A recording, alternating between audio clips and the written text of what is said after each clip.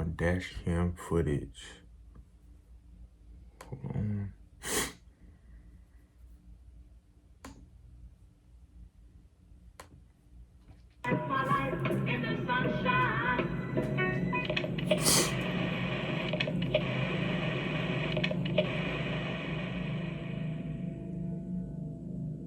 At around 11 p.m. on December 6, 2016, a man named Julio Perez went with his friend to a convenience store a couple of blocks away from his house. According to what he shared online, this better not be scary. It's 4:23 right now. Like, it's 4:23 right now.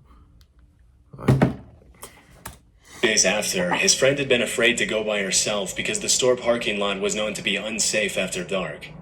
After spending some time at the store and buying dinner at Carl's Jr., Julio said bye to his friend and pulled out of the parking lot. But just a few seconds later, a red car can be seen pulling out of the same parking lot and starting to follow him on his way home. Disturbingly, as soon as Julio arrives at the stop sign, the red Chrysler can be seen pulling up right in front of him and blocking his path.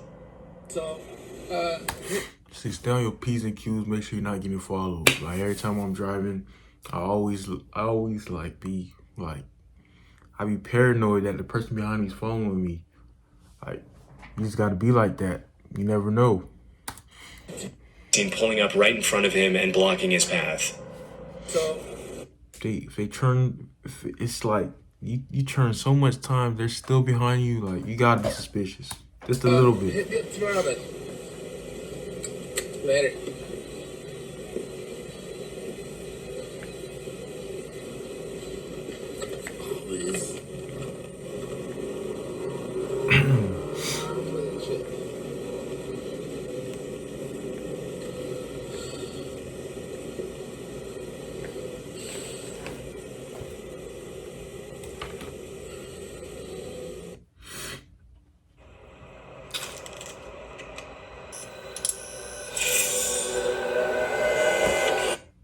Man, I seen somebody say, how you a YouTuber and you don't got YouTube Premium?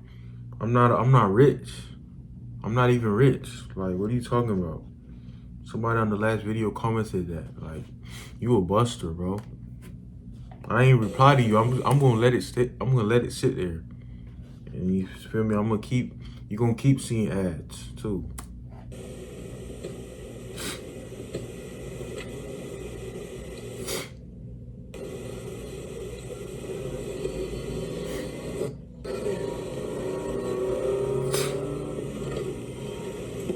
Hell no.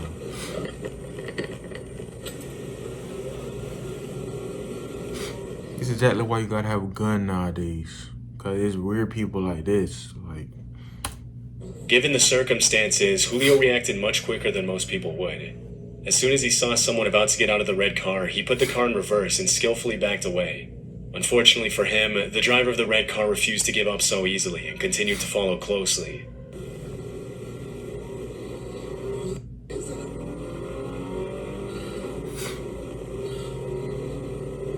It is, man. Wait for me.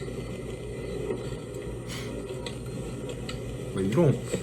I know this dude in the car don't have a gun, cause the way he talking, like.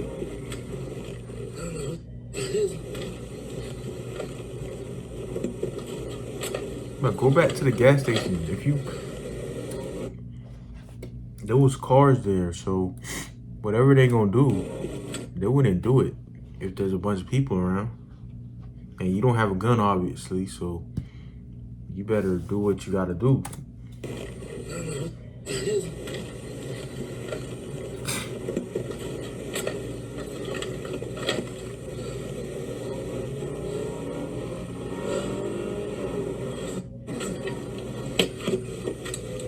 Man.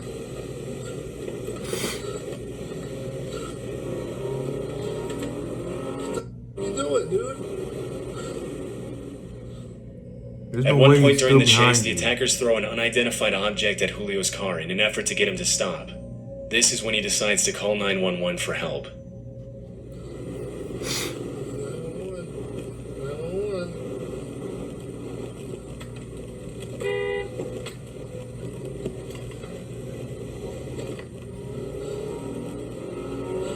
Hey, man. Hey, there's a car following me. He's throwing at me. I'm on Lomas going eastbound, and he's I don't know what he's doing, man. Hey, Lomas, and what's the closest cross street? Right now. Bro, you're a buster, bro. Why don't people get it that, like, the police are only gonna come after it's already happened? They're not gonna be able to do anything for you after the crime already happened. They're like, you think the police get there 2 minutes? You're not in a rich neighborhood. They're not gonna be there in 30 seconds. They're gonna be there.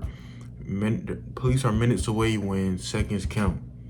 So you need to get you your own protection and protect yourself and your family. You're not Pedro, it's you're a not red safe. light. Holy, I mean, I don't know what they're trying to do, man. Oh my God, man. You see what it looks like? It's a red Chrysler 300. Holy cow. Are they still throwing things? They're just right behind me. I don't know what they're doing, man. Although the 911 operator was probably dispatching units as they spoke, it would have probably taken the officers at least a few minutes to arrive, which would have been extremely dangerous for Julio. Luckily, as he's on the phone with the dispatcher, he spots a cop car stopped at a traffic light and pleads for help. They're right behind me. I don't know what the hell is going on. Oh, there's a cop right next to me.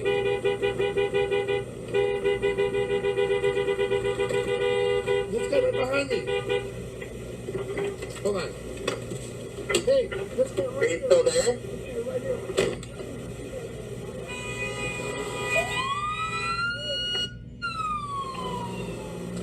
Holy.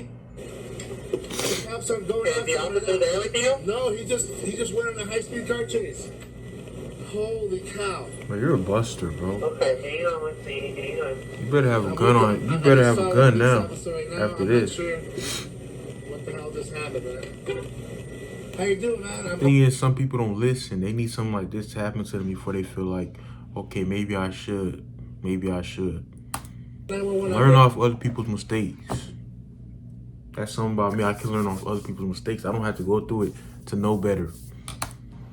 So y'all keep making your own mistakes. I'm gonna keep learning and, you know what I'm saying, do what I gotta I was do. gonna go get some food right there in Central, and then all of a sudden this car just pulled up right in front of me, like they were in a carjacking or something, man. And they started.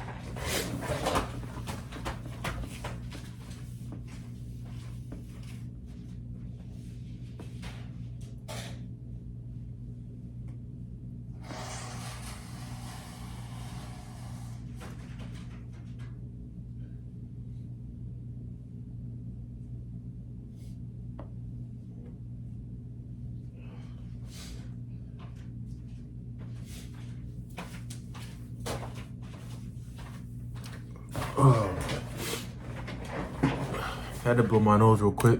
Out, I put it in reverse. I'm not cutting that out I just either. got the hell up out of there. I went down towards San Pedro and Central. Did you get a plate number? I wasn't able to get it. Man, I was. Hell That's no. okay, that's fine. I got it on camera though, bro. You have it on camera? Yeah.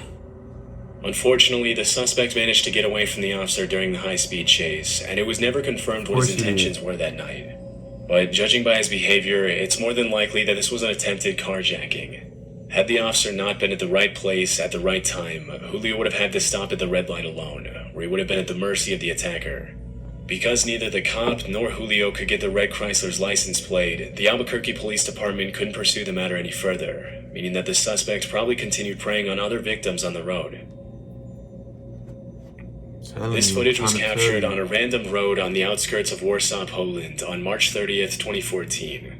Inside the vehicle is a man. No, bro, I'm trying to tell y'all, bro. Hold on. How do I make a new tab? I'm gonna show y'all right here, right.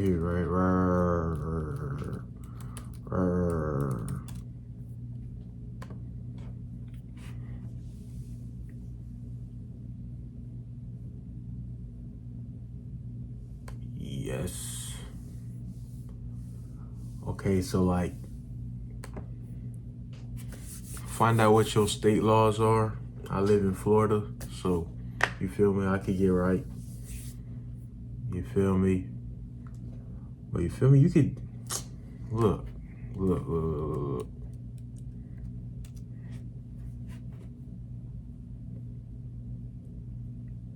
could. Where that? I mean, you could get you a slight little Glock 500. You feel me? 500 to protect your family sounds good. You pay insurance, right? It's not about if it happens to you. It's about being prepared if something does happen to you. That's why you have insurance, right? Get you up. You feel me? Like, I'm trying to get y'all right. I'm trying to get y'all right here. Bing. Okay. Okay. Okay. Okay. And you could get you like you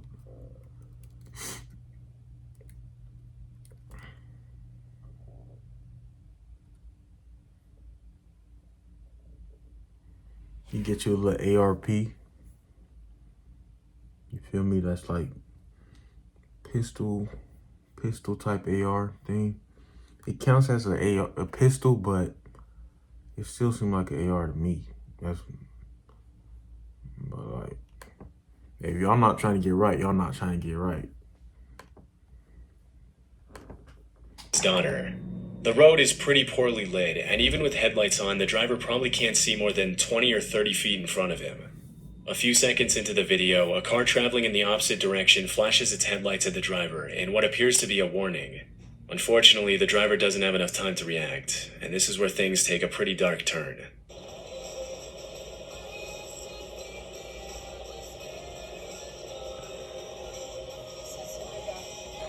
Oh, shit. What the? What the freak? Yo.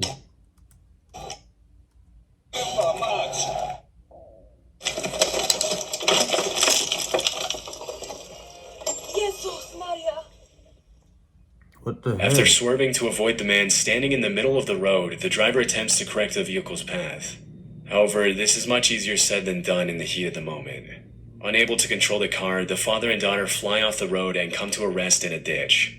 Although it appears that the man had his back turned to the car at the moment of the incident, there's still no reason to be standing in the middle of a pitch-black road while there are cars passing by. Given the man's irrational behavior, it's possible that he was either under the influence of something or attempting to take his own life. But because the man immediately fled the scene, his true intentions that night are anyone's guess. According to the driver, he and his daughter both sustained minor injuries, and the police were never able to find the mysterious man. Yeah, I probably wouldn't. In 2018, Lauren and Brian Swenson were in the process of opening a CrossFit gym in Nairobi, Kenya with two local trainers. One day, the Utah couple were on their way to do some filming with their trainers to promote their gym when they suddenly came across a traffic jam on the main road. Soon after taking a detour on a dirt road, the Swensons and the trainers passed two officers on foot with weapons who gestured for the couple to give them a ride. For reasons they didn't disclose, they chose not to pick up the officers and continued driving until they came across a white public transport vehicle stopped in the middle of the road. Gestured for the couple on a dirt road. Day, the Utah couple were on their way to do some filming with their trainers to promote their gym when they suddenly came across a traffic jam on the main road. Soon after taking a detour on a dirt road, the Swensons and the trainers passed two officers on foot with weapons who gestured for the couple to give them a ride. For reasons they didn't disclose, they chose not to pick up the officers and continued driving until they came across a white public transport. I'm not gonna lie. I get it. I wouldn't, like, if the police got something going on, I don't want to be a part of that. So I probably wouldn't pick them up either. You see cops with guns like, hey, come here. I might see what they want first, to if they're warning me for something, but I'm not for no. Y'all not getting no ride. Stopped in the middle of the road. Although the couple didn't notice at the time, the driver of the white van tried to warn them with his headlights, but they missed the signal, and this is where things get disturbing. Okay, now you guys are stupid. You guys are stupid now. Now you guys are just doing too much. You guys just... People like this just think it won't happen to them. They're all good. Peace, love, joy, all that positive thinking. You guys are dumb. Now whatever happens is on you. Yeah. Drive forward. Cross it. Yep, drive forward. Hey!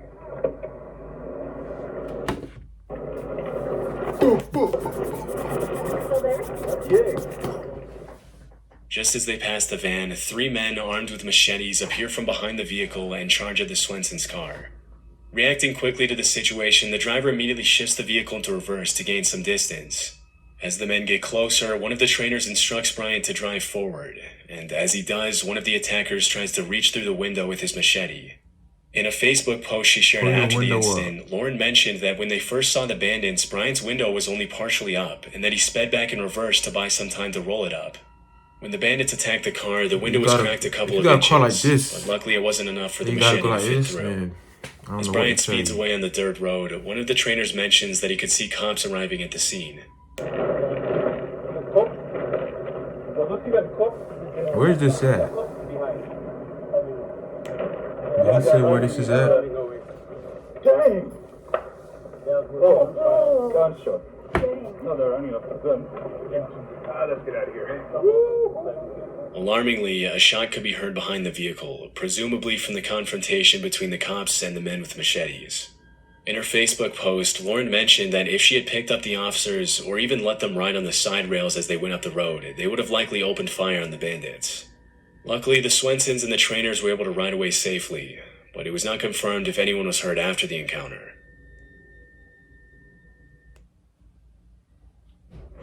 But stop giving me ads, bro. This game, you're not ready. In May of 2021, a series of storms swept through West Virginia, bringing winds as strong as 70 miles per hour to the region. On May 26th, a woman named Amber Rivas was driving the day after my birthday. Like, down crazy. Route 51 in Jefferson County when power lines started falling across the road. This is what her dash cam captured.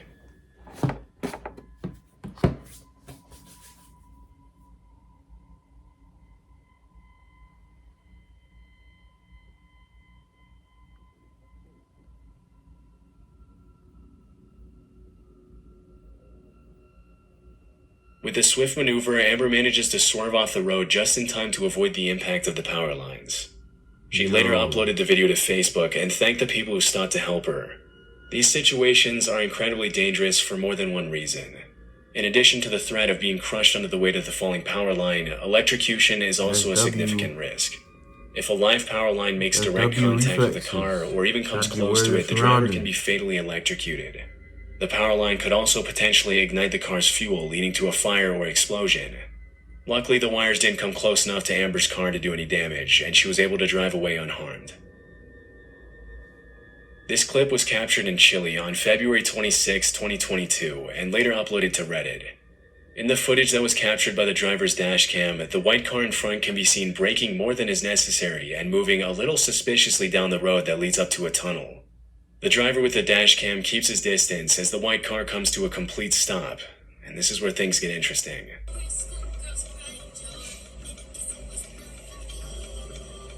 Automatically.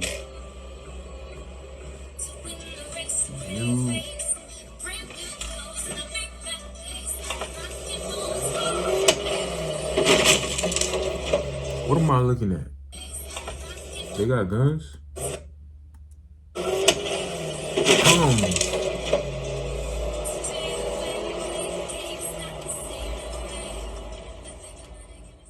As soon as the white car stops, at least 4 suspects jump out and start running towards the driver's car in what we can assume to be a carjacking attempt. Having sensed that something was wrong from the start, the driver reacts in a split second and accelerates quickly. The attackers have just enough time to move out of the way as the driver rams into the white car and takes off the door as he speeds away. One thing that caught many viewers' attention is the fact that the man remained incredibly calm throughout the attempted carjacking. His awareness of the situation and quick thinking ultimately kept him out of harm's way, and based on his behavior, it's very likely that this isn't the first time something like this happened to him. This seems to be echoed by the description that was uploaded to Reddit by the user who posted the video. The caption read, "To give more context, this happened in Chile. I wasn't driving, but I often use that route. Here, this type of carjacking has become so common that it's a risk to get out of the car after 10 p.m., and all drivers have learned to keep their distance from the front cars on exits." There's not a lot of information on this incident online, and it was never confirmed if the carjackers were caught by police or not. In August of 2020, a series of fires broke out across Northern California, causing a wave of destruction, the likes of which had only been seen 5 times before in that area.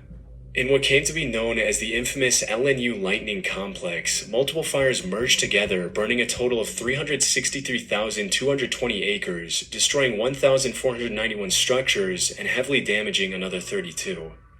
Caused by a combination of thousands of lightning strikes, a record-breaking heat wave, and strong winds blowing across the state, the LNU Lightning Complex soon grew to be the 6th largest fire complex in California history. One of the largest fires, known as the Hennessy Blaze, originated in Napa County and eventually merged with 7 other fires to burn over 300,000 acres of wildland. On August 18th, just a day after the Hennessy fire started, a man named Tyler Day captured dashcam footage of the walls of flames as he drove through the blaze on Highway 128 and Steel Canyon Road in Napa. This is what he saw.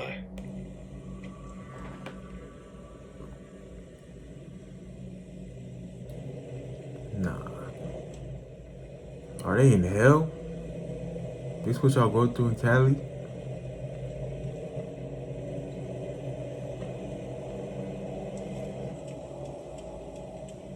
Nah.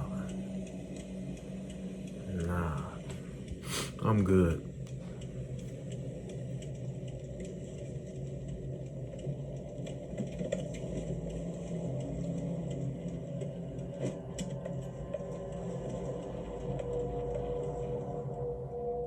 In what looks like a scene from an apocalyptic movie, Tyler drives through the raging fire to safety, capturing this terrifying footage of the burning forest along the way.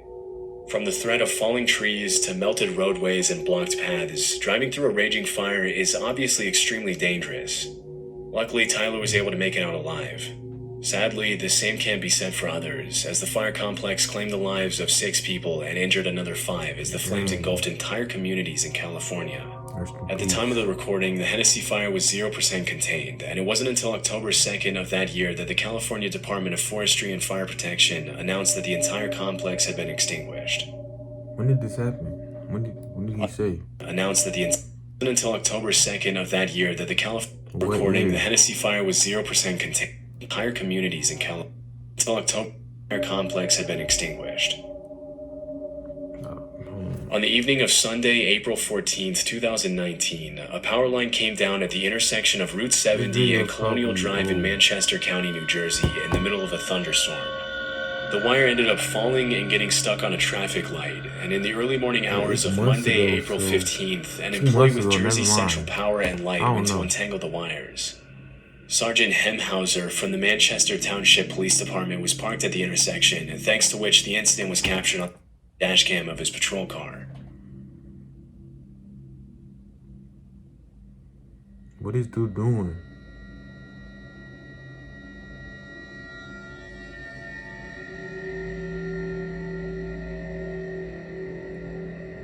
In the footage, the worker can be seen untangling the wire and pulling at it in an attempt to get it unstuck.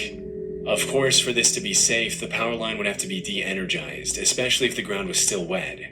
In a later interview, Sergeant Hemhauser claimed that he was under the impression that the power line had been previously de-energized, and it seems as if the worker thought the same thing. But just a few seconds into the video, the worker gets the scare of a lifetime when the power line touches the ground. No, you almost died. Oh, nah, you almost died. It's not funny, my fault. As soon as the wire makes contact with the wet road, it bursts into flames. The worker can be seen immediately dropping the wire and leaping back in surprise, obviously not expecting the power line to be live. After the initial shock, the utility worker takes off running and makes his way to safety. According to Sergeant Hemhauser, the flames were so hot that they burned holes in the asphalt on the street. After the incident was reported, Jersey Central Power and Light immediately launched an investigation to determine why the power line was even live in the first place if a utility worker had been given the green light to fix it. Although the exact cause of the incident was never publicly revealed, no further incidents have been reported in the area. They was trying to knock you off, bro. This dashcam footage was captured on March 1st, 2013 in Bashkira, a republic of Russia that sits between Volga and the Ural Mountains in Eastern Europe. In the video, a tornado can be seen quickly approaching the vehicle and the adjacent house. What follows is a shocking display of the sheer force of nature as the 130-mile-per-hour winds wreak havoc on the house and its surroundings.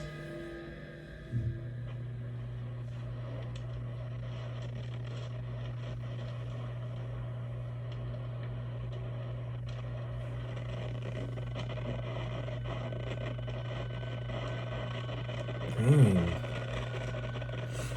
I'm in Florida. We just got straight hurricanes.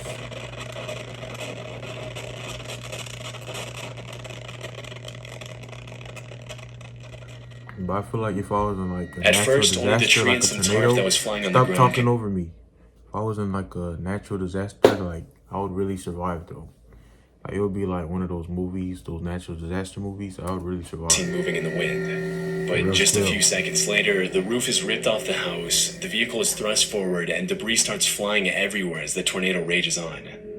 When the video was originally uploaded to Reddit in 2014, the user who posted it didn't include any context surrounding the incident. We can only hope that there was no one in the house when the tornado struck, but we'll likely never know if that was the case. Stuff like that, there's not really anything you can do. That's a natural disaster, but weird people, you know what you can do. I just told y'all what y'all can do. So keep that fire on you. It's a cold world. Keep God in your life. Stay out the way and stay froggy out here.